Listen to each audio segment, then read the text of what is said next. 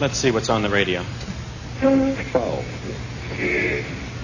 A spokesman for Air Canada said the amount of fuel in the jet's tank was not measured with a dipstick, but rather by a dipstick.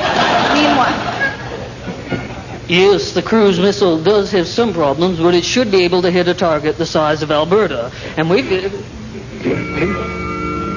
And so I say, friends, reach out to me, reach out towards me, towards my voice, reach out with your hand to your radio and turn that dial to another radio station. President Reagan promised that Nicaragua would not become another Vietnam. Friends, it will not. After all, Vietnam was full of Asians and Nicaragua is full of Mexicans. So he made you kiss him? Yes, it was awful, but I needed the job. What else did he do to you? Well, he would pull dead eels out of his pockets at parties to embarrass me. I see. Well, thank you. That's all for this week. I've been chatting with Joyce Davidson. Now stay tuned for... Frantic Times!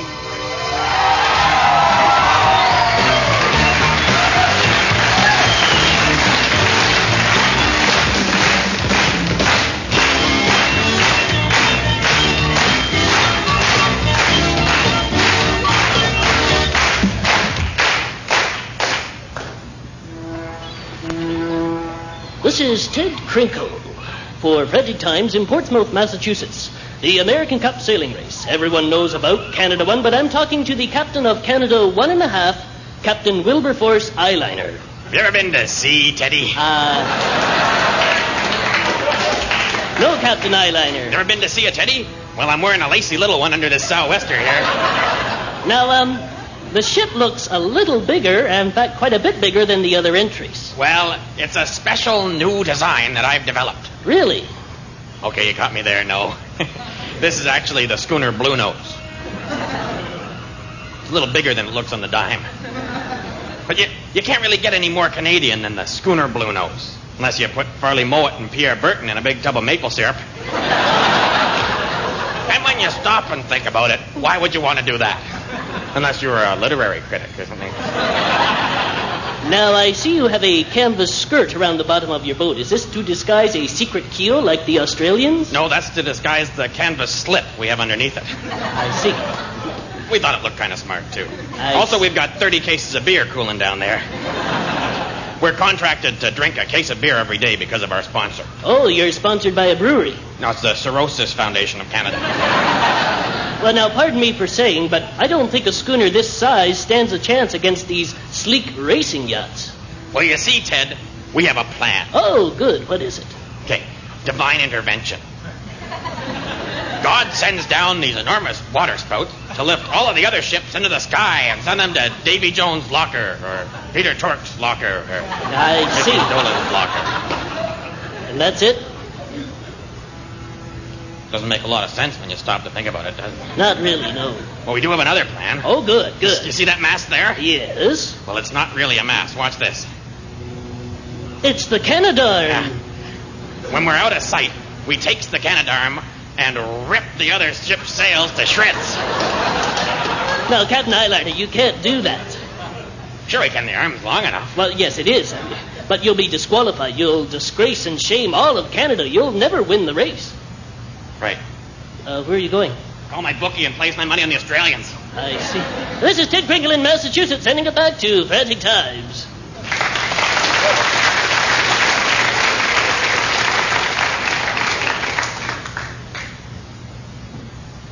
Come on into the cottage. I think you'll be happy you rented her. Well, the cottage is just lovely. My husband and I will be right at home. Hope he don't strain himself lifting the luggage. Wrong way to start a honeymoon. Oh, yes. Well, I'm off like a pound of cheese. I'm due back in Bala. I'm speaking at the Bala Kinsman Lunch on the history of manhole covers in cottage country. Oh, here's the keys to the old hinterland Muskoka love nest. Thank you very much. This Bye-bye. keys to the front door, and the bent one used to fit the back door, and that one's for a 47 DeSoto I used to own. Right. Well, I'll just let a bit of fresh air in here. Oh, mind that window. It slips and slides. I use these pop bottles on the shelf to hold it up. Now, for wide open, I use 1.5 liter bottle. Or for a gentle breeze, I use a regular Dr. Pepper bottle. And for a draft, I use a pop can on its side. The window flattens it slowly, and by evening you're sealed in snug as a bug. I see. Thank you very much. Last summer, I rented this cabin out to a proctologist from North Bay of all places, and he forgot to put the bottle there. The window crashed shut and broke his working finger. Yeah, I kind of tried that. Oh, and don't hold the window open with a pencil. Right. Even a strong pencil won't hold it. Window drops, pencil breaks, flies across the room, pokes your eye out in the dining room, and you die of lead poisoning. Or rubber poisoning, depending on which end hits you, I guess. Yeah. Well, we'll be very careful. Tell your husband when he comes in. Yeah, I will. Well, Ed Wacker's waiting out in my pickup truck. Oh, and this is the fuse box here. Oh, yes, it's labeled. Now, each of these fuses is labeled. Bedroom, that's for the bedroom. Right, And it's marked. kitchen, that's for the kitchen. And front porch, that's for the pump out. Oh, not for the front porch. No. We had an electrician come in. He was a bit of a drinker. Oh. Luckily, he died before he finished the job, so most of it's labeled properly. Good. Now, if a fuse blows, you replace it with a new one. These are the spares. And if they blow, these are the pennies. Right. I wouldn't use quarters. I don't think the system can handle it. Now, you screw them in Well, clockwise. yeah, I know how to change a fuse. Well, you're a better man than I am, Chaka Khan. Now, don't put 2 pennies in. Don't put 2 pennies. We had a fella from Windsor. He put in 2 pennies so he could blow dry his hair while his wife was listening to CBC on the radio in the bathtub. Thing short-circuited. Pow. His hair looked like Larry of the Three Stooges after Moe had poked him in the eyes. Well, we'll be careful. And his poor wife can only write backwards now. Strange. Well, I'm off now. Oh, that's not the front door. Oh, you're right. That's the bathroom door. Now, that's the toilet. Right, I know. Oh, you're from Toronto. You'd know that, wouldn't you? Now, the toilet flushes out to the septic bed. If you look out that window, it's the extra green patch of grass. Okay? I stay off that. Or if you do walk across it, wear a life jacket, just in case, you know. Gets a little mushy sometimes. Don't know why they call it a septic bed. I wouldn't sleep on it if you paid me. No, I guess not. Well, unless you paid me a lot.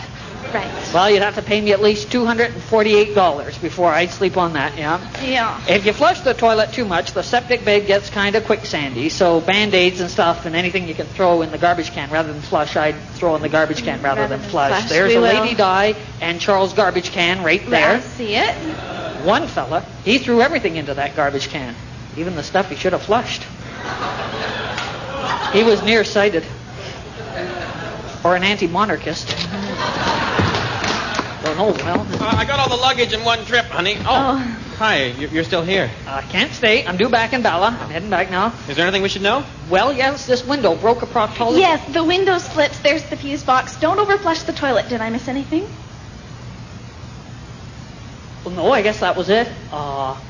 Okay. Well, that's it then. I guess I gotta go. Right. I've gotta leave. Bye now. I have to leave. I'm heading off now. Right. So Yeah. have a beautiful week. Mm-hmm. Beautiful. Mm-hmm. Don't think of me now because you're on your honeymoon. Bye. Right.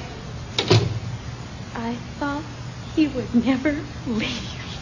I'll just put this stuff away. But where's the bedroom? At the back, I think. I forgot to tell you, the bedroom's down the hall. The last bed vibrates for 2 quarters. Thank you. Yes, thank you.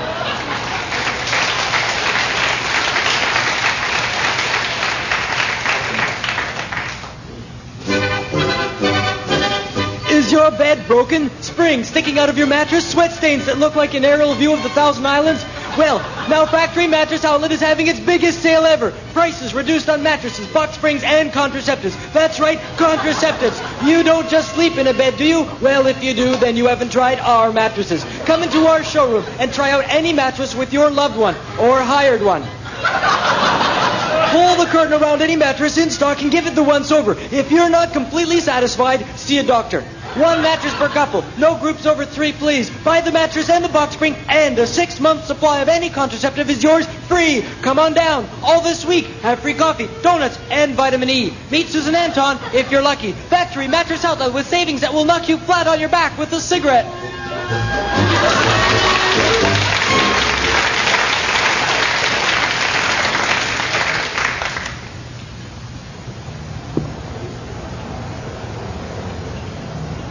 Excuse me, has the crosstown bus been by yet? No. And I've been waiting for the day bus for about 10 minutes. So. Shouldn't have to wait too long. No. My husband hates waiting for buses. Yeah. So does my wife.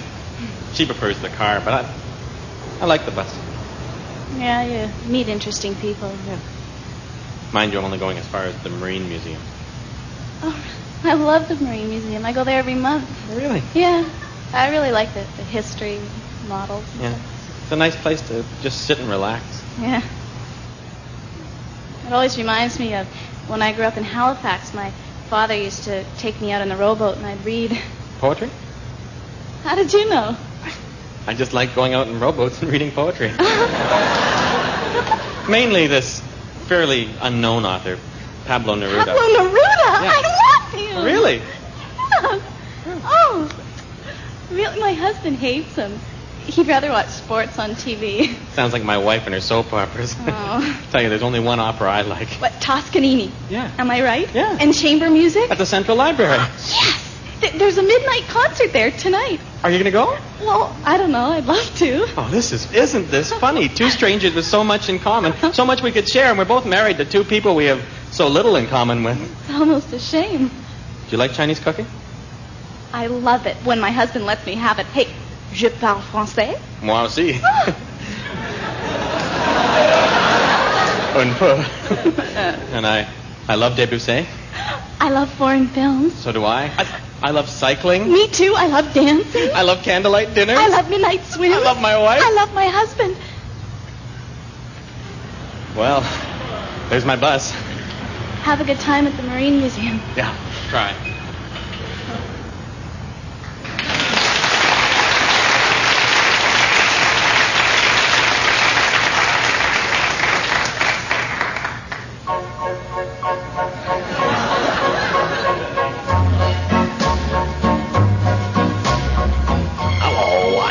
Safety. Now that summer is in full swing, those nasty mosquitoes are out with their nostrils loaded, looking to get a snaz full of your gravy. Here are Mr. Safety's tips for a mosquito-free summer. Wear a giant mosquito costume. They never attack their own. Tattoo hundreds of fake mosquito bites all over your body. They'll think there's nothing left to bite. Sing My Kind of Town. Mosquitoes hate it. Bats eat mosquitoes, so carry plenty of bats at all times. Act dead, then they'll only attract flies. Electrify your braces so they'll zap the bugs. And, of course, the best way to prevent mosquito bites, eat lots of salty food so your blood pressure will be so high the mosquitoes will bite you and explode. A message from the government of Korea.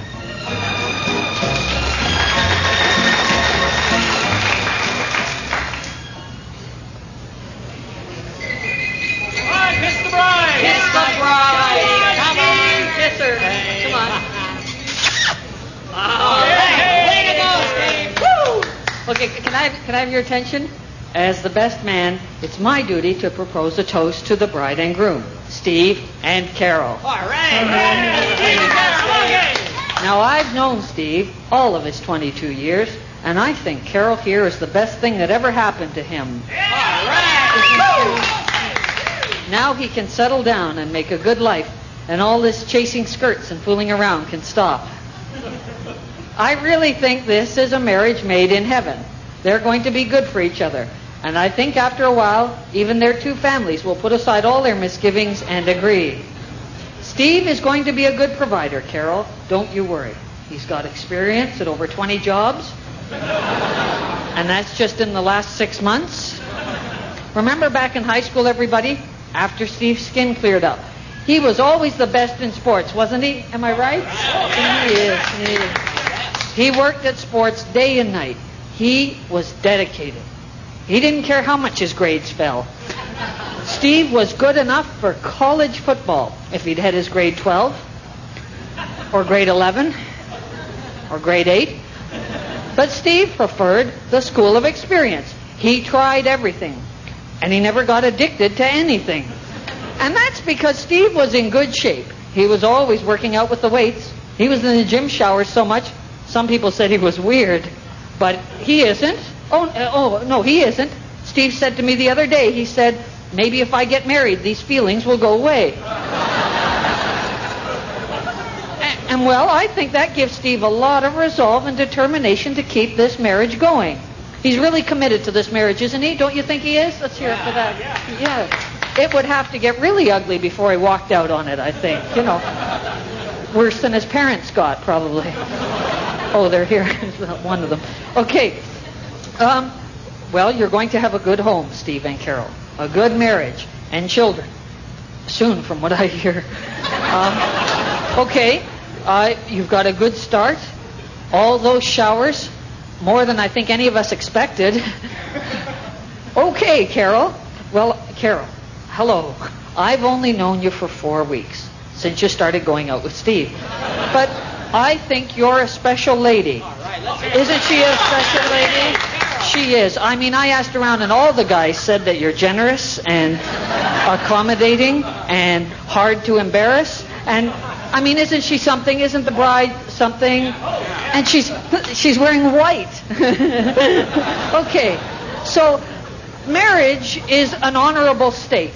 So let's raise our glasses and drink the only drink we've had all afternoon. A toast to Steve and Carol and to marriage. It's better than being alone. Oh, look.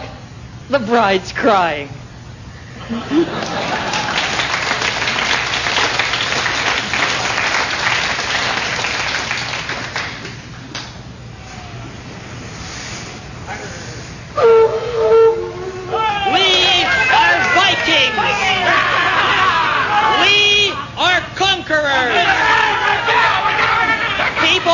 Trying to talk here. Oh, sorry. That's better. Now, men, before us lies a new land to be vanquished. Hooray for Eric the Red! Told you, it's just a rash. Okay, now everyone, over the side of the ship. 40 strong Vikings shall take this land. 24, Eric. What is it, Lee? 24. 8 died of scurvy, we ate 7, 1 had a note from his mother. It doesn't matter. Look, this land is no match for even one Viking. You one of the guys with scurvy? Yes. What about a dead Viking? Shut up. Now jump into the water and let's go ashore. Plunder! Eating! Look, men, we've found a village. Just a cottage. Shut up. Now let me handle this village.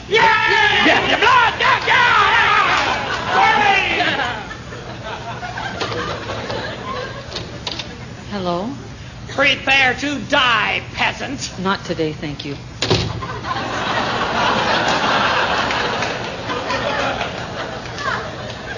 Can we go back to Norway now? No.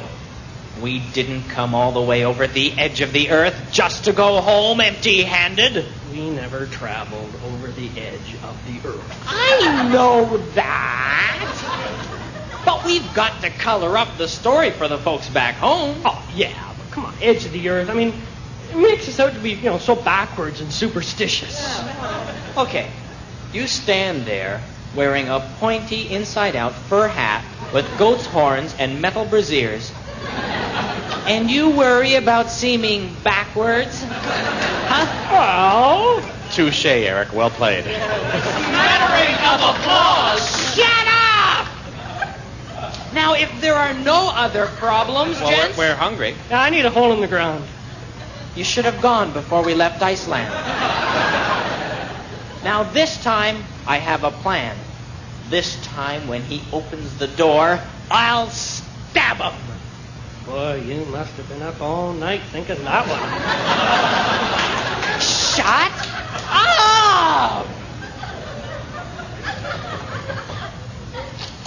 Hello? Ah! You stabbed my door. Oh, damn it. It's one of those doors that opens top or bottom. This is the second time you've woken me, and now you've damaged my door. To hell with your door. Oh, fine. Now you're swearing. We're Vikings. Oh, yeah? We are here to pillage and rape. Yeah. Did I hear something about violence toward women? No.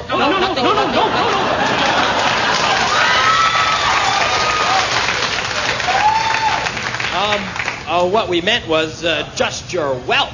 Whoa! Eh? Well, how about my frying pan? Yeah. Here, the black and blue. All right, men. Draw your battle axes. Oh, fine! There. Very good, Natalie. Thank you, gentlemen. I trust you know the way out. Oh, but wait. We can't go back to Scandinavia without wealth or riches. They'll cut off our arms. They'll tear out our tongues. They'll poke fun at us. If you want our wealth, you must have something to sell us. We don't have anything. Well, on your boat there, how about that teak modular furniture? That's beautiful. And the chrome lamps. I love that.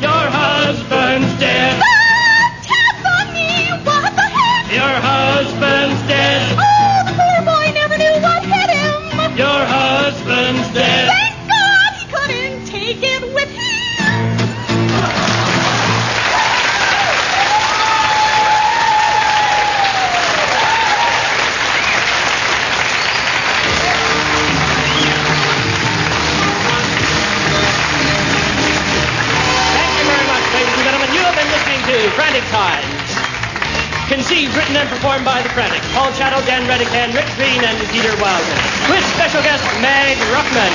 Sound effects by Patty Perry. Technical production by Mike Furness and some other guy replacing Brian Dawes on holiday. Production assistant was lovely Deborah Toffin. Welcome back, Debbie. And the producer was David Milligan here in the beautiful Blue Orchid Room at the College Gerald George. It's Don Patterson, ladies and gentlemen. It's Frantic Times. Have a nice lunch. Goodbye.